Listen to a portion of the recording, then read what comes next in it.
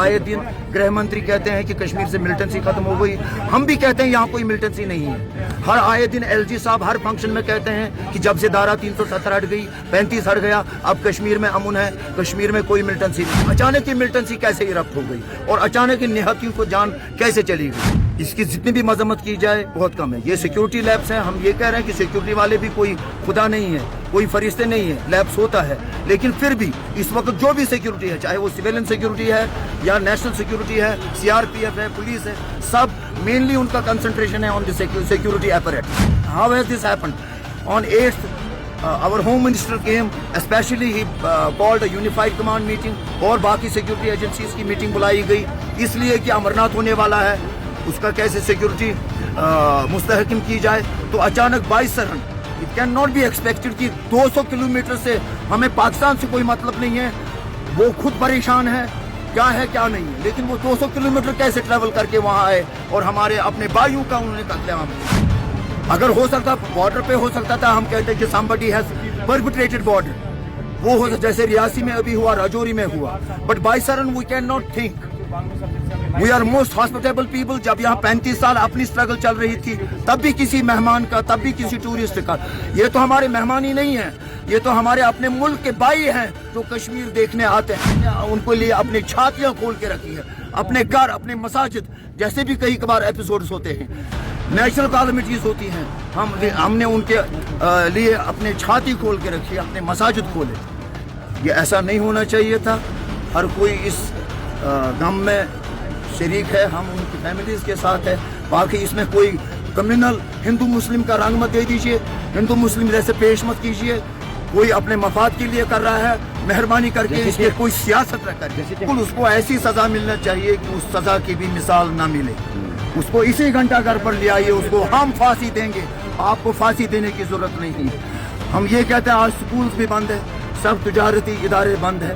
Schools को हमें पता, अगर आप हमें इसलिए बदनाम कर रहे हैं कि this is a matter of economy, ये इकोनॉमी का मसला नहीं है। जब 35 साल यहाँ हालात खराब थे, तब भी यहाँ लोगों ने खाना खाया, तब भी यहाँ टूरिस्ट आए। It's not the matter of economy. Economy का होता तो स्कूल क्यों बंद हो जाए? उनको कौन सा टूरिज्म से वाबस्ता है? उनकी इकोनॉमी टूरिज्म से कैसे जुड़ी हुई है? यहाँ में अब उनके लिए इस गम में पूरे शरीक हैं, इस गम में उनके साथ हैं। ऐसा नहीं होना चाहिए था। वो यहाँ घूमने आए, वो यहाँ कारोबार करने नहीं आए।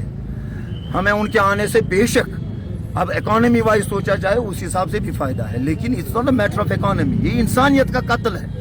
हमारे दीन में है कि अगर एक इंसान का कत्ल किया जाए, उसने पूरी इंसानियत का कत्ल किया है, और भी कोई मजहब इस चीज की इजाजत नहीं देता है। हम हिंदू मुस्लिम सिख ईसाई, ये नारा रहा है यहाँ का, आपस में भाई भाई है और हिंदुस्तान का ताज है, ताज रहेंगे।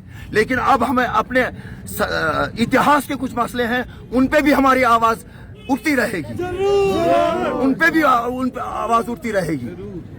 लेकिन हमें अफसोस है इस बात का कि हर आए दिन गृह मंत्री एलजी साहब उमर अब्दुल्ला को हम इस पे कोई उनको ब्लेम नहीं कर सकते हैं, क्योंकि होम डिपार्टमेंट उनके पास नहीं है, सिक्योरिटी का डिपार्टमेंट उनके पास नहीं है। लेकिन फिर भी उनकी तरफ से जितना भी हो सके, स्पेशली फारूक अब्दुल्ला को, वो 90 साल के हैं, उनने काफी सियासत देखी है, वो जितना भी जैसे भी चाहें इसकी इन्वेस्टिगेशन होनी चाहिए। सुप्रीम कोर्ट के जजेस, यहाँ जम्मू कश्मीर के हाई कोर्ट जजेस, इसकी इन्वेस्टिगेशन करनी चाहिए। There should be a neutral investigation is this. किसी का कोई पक्ष नहीं होना चाहिए, किसी का कोई पलवा नहीं होना चाहिए। That's all. शुक्रिया। कल जो ये वाकया जैसे ही पता चला, एकदम हम कुछ जो हमने सोचा भी नहीं था कि ऐसा होगा, शॉक हो गए, सहन से गए।